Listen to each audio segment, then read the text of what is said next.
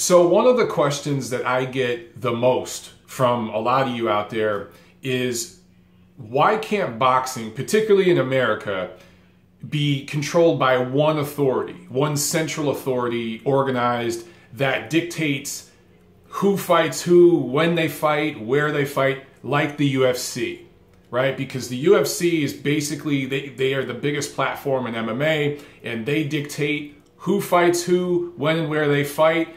The best fight the best more often because of that, and the fans win out. And my response, here, there, maybe, that looks weird. My response is usually, but it's impossible for boxing to do that because boxing is so much bigger than MMA. The platform is so much larger. And the response I usually get to that from a lot of you, particularly the MMA guys, is a lot of you take it the wrong way, and you cite Conor McGregor pay-per-view numbers and TV ratings, and you say, no, UFC is so much more popular, it's so much more bigger than boxing, and then the debate starts. And it usually starts on Twitter, and I can't really respond in 140 characters. So I wanted to do just a quick rant video and provide some data, some numbers real quick that I just found on the internet, because admittedly I don't know that much about MMA, but I did ask some of my MMA people that I know for some background.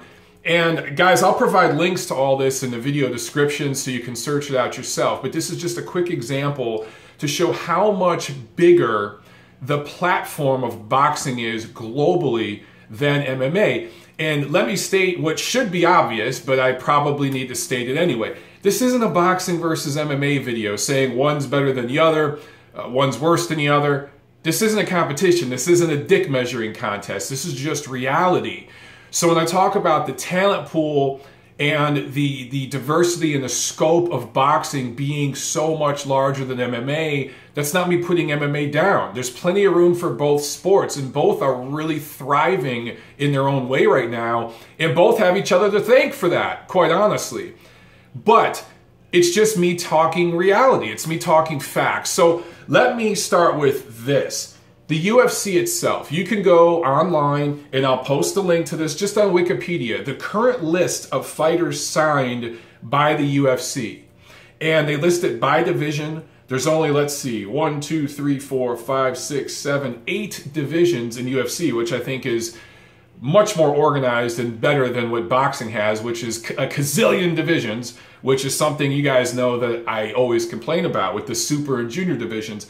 MMA, or at least UFC, doesn't have that, but they list the number of fighters by divisions. The total number, at least when I looked it up, of UFC men is about 450, and they have about 60 women signed as well. Here's the thing. About half of the fighters, over 500 of those fighters, right, over half of them have 5 or less professional fights. So you're talking about 300 or more of the 500 professional fighters signed to the UFC are basically prospects, okay? So you have about 200 legitimate, maybe not even that many, but legitimate title contenders, you know, fringe contenders, that level in the UFC. That's pretty much what you have. Over 500 fighters total though. As I mentioned before, that's the biggest platform in MMA.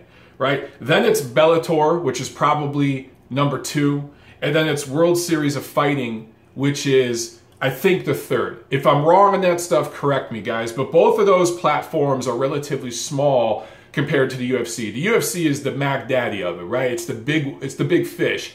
There have been other platforms, but the UFC intelligently gobbled them up and absorbed them into their own. So I think things like Strikeforce and that kind of stuff, UFC gobbled them up. And again, correct me if I'm wrong on any of this stuff. But all in all, total right there, between all those platforms, you're talking maybe 700 or so professional licensed fighters from the 3 biggest platforms. Not even that many. And at least half of them have less than 5 professional fights. Now, for those of you who follow boxing, you know where I'm going to go with this next. But for those of you who don't, this might surprise you. You could just go on boxrec.com Okay, and that is every statistic of every fighter ever. It's licensed there. But you can look up the current number of male active fighters in the world. There are over 21,000. 21,000 active. I'm not talking about archived going back centuries. That's an insane number. I'm talking about active, licensed, professional boxers. Over 21,000. Now, it should also be noted that at least half of those guys are prospects or complete journeyman level guys used to build up prospects. At least half, probably 2/3. But still, you're comparing tens of thousands to less than 1,000 total. And that, again, that's active male fighters. Active licensed female fighters is over 1,400. You're comparing 1,400 to less than 100. And if I'm missing, again, guys, I only talked about 3 different MMA platforms. I'm sure there are others in countries like Brazil and stuff. If any of those have a bigger roster, more important, more recognized roster than UFC, let me know. But as far as I know, UFC is the biggest one. So that's just a quick comparison. It's not quite apples to apples. It's apples to oranges because admittedly I don't know where I can go to get every single globally licensed MMA fighter. If that exists, guys, please provide the link and we'll compare it. But that's just a very, very quick comparison to show you the difference. Now, that is not even taking into consideration the tens of thousands of licensed amateur boxers. Not just adult amateur boxers, but junior, youth amateur boxers. There are tournaments in just about every single country with amateur boxers fighting. When I say just about every single country, guys, I'm talking hundreds of countries have boxers, both amateur and professional. It's all out there. You can look this stuff up. Just here in California, in Southern California, a week ago, the WBC put on a youth tournament. This was sponsored by the World Boxing Council, a local youth amateur tournament that had dozens of boxers from just this area of California, and this is just one state in America, one country in a continent. So you start doing the math on here, you have tens of thousands of amateur and professional boxers out there compared maybe to several thousand MMA fighters. Then you take into consideration the regional tournaments, national tournaments, international tournaments, and then global tournaments, and then the Olympics. So on and on it goes, guys. The platform in boxing is so much bigger, there really is no comparison. And that's what I'm talking about when I answer those questions about one central authority governing boxing. It's impossible. It can't operate like the UFC.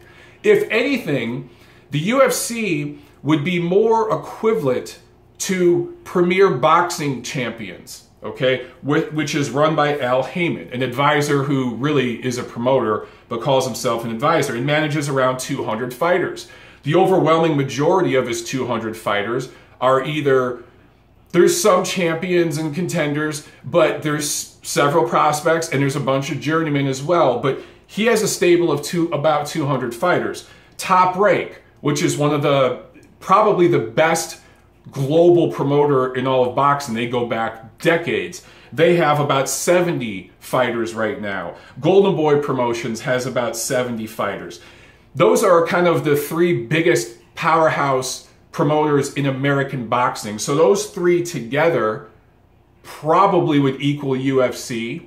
But then again, financially, they do way better than the UFC as far as the gates and the revenue that they generate. And I'll get into that in a second. But that doesn't even take into account the dozens, literally dozens, of promoters, smaller, mid-level promoters just in the United States. And I'll post a link so you guys can see all of them. It's all on Wikipedia. It's all out there on the internet. I'll post links to this stuff. And that doesn't even take into consideration the giant, massive powerhouse promoters in the UK, like Eddie Hearn of Matchroom Sport, who's doing big, big things. He might be the best single promoter in the sport right now as far as what he's doing in his own country. Frank Warren, also in the UK, but there's huge promoters in Germany, Japan, Russia, Canada. There are over 1,500 active, registered, professional boxing promoters right now that are licensed and listed on boxrec.com. And I'll provide that link. Are there 1,500 MMA promoters? No, there's not. There's nowhere near that. So again, guys, you're comparing apples to oranges here. So when we talk about revenue, we talk about pay-per-view numbers, because this is something a lot of you guys bring up. And admittedly, boxing and pay-per-view go way, way back, way longer than MMA or wrestling, right? Because I'll bring up some WrestleMania stuff as well here. Just as far as buy rate, the number of buys, the biggest UFC pay-per-view buy rate ever, there was a Lesnar card in 2009 that did 1.6 million, but last year the Diaz-McGregor 2 card apparently did 1.65 million. The Aldo versus McGregor fight back in 2015 was the highest revenue of 90 million. There are dozens of boxing pay-per-views that smoke that. Literally, dozens. And we could just stick here in America. We don't have to go over to the UK or any other countries where they've done huge numbers. Just here in America, of course, you guys know the shit show of the century, Mayweather-Pacquiao, did 4.6 million. That did $500 million of revenue. That's an anomaly. It's not worth comparing. But Oscar De La Hoya versus Mayweather, that did 2.4 million. Mayweather versus Canelo did 2.2. Holyfield, Mike Tyson 2 did 1.9. Lennox Lewis versus Mike Tyson did 1.97. I mean, both of those were just a shade under 2 million, actually. Tyson versus Holyfield 1 did about 1.6. I could go on and on here, guys. Some of these go back to 1991. Evander Holyfield versus George Foreman did 1.4. 1999, Oscar De La Hoya, Felix Trinidad, 1.4. We can go back decades, and I could pull up pay-per-view buys here that, I mean, 1993, Riddick Bowe versus Evander Holyfield 2 did almost 1 million. And that was 1993. 1990, Buster Douglas, Evander Holyfield did a cool 1 million, right? And I'm not even bringing in the live gate here, but I have the top 15 or top 11 boxing gates right here. And even relatively small, quote unquote, cards like Manny Pacquiao versus Juan Manuel Marquez that only did 1.25 million pay-per-view buys, that did 75 million in pay-per-view revenue. That's not taking into consideration the live gate, the sponsorships, all of that. So all things considered, guys, and real quick, some WrestleMania stuff. The biggest WrestleMania buy rate ever was in 2012. WrestleMania, what the hell is this? 28. It's Roman numerals. A lot of Roman numerals. WrestleMania 28 did 1.217 million. That was the highest buy rate for a WrestleMania ever. Number 2, just behind it, was 2007. WrestleMania 23 did 1.2 million exactly. So, and WrestleMania is what it is. It's fake, acting, but a lot of people enjoy it, and it's considered martial arts, just like MMA and boxing, although MMA and boxing is real. So, and I'm not even bringing in pay-per-view buys from Canada, again, the UK, Latin America, Japan. I could bring all this stuff in. There are many, many countries that have brought in a huge amount of pay-per-view revenue as well. So, again, this isn't a dick-swinging competition. I'm just giving you guys a sense of, and this is just high-level shit. I can get into a lot of lower-level, granular stuff, but that'd be an hour-long video. I'm just ranting into my phone this morning as I drink my coffee. That's why I'm wearing a hat. I haven't combed it yet. But that's what I mean when I say that it is virtually impossible for one authority to regulate boxing. It's the same with the sanctioning organizations. You have the WBC, which is headquartered in Mexico. You have the IBF, which is in America. You have the WBO, you have the WBA. And those 4 entities, those 4 sanctioning organizations, kind of govern the whole world. There are other smaller sanctioning organizations that aren't really recognized as world titles because they're not quite that prestigious. But think of those as 4 different UFCs, if you will. And each of those ranks, sanctions, licenses hundreds, if not thousands, of judges, ring officials, timekeepers, fight doctors, referees, I can go on, right? Let alone fighters. And then you have state athletic commissions all over the place, and over in other countries, their version of athletic commissions, which sanction and hire officials as well. So that's the difference. There's no way we'll ever see the cohesion that the UFC currently has in boxing. It's simply too big.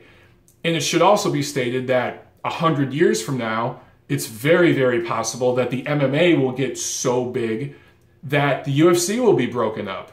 And there will be 4 different UFCs, and it will look just like boxing, where it will be all these loosely affiliated organizations that occasionally work together to make fights, but for the most part kind of do their own thing. And it's up to the media to decipher who the real champ is, and it's up to the fans to argue.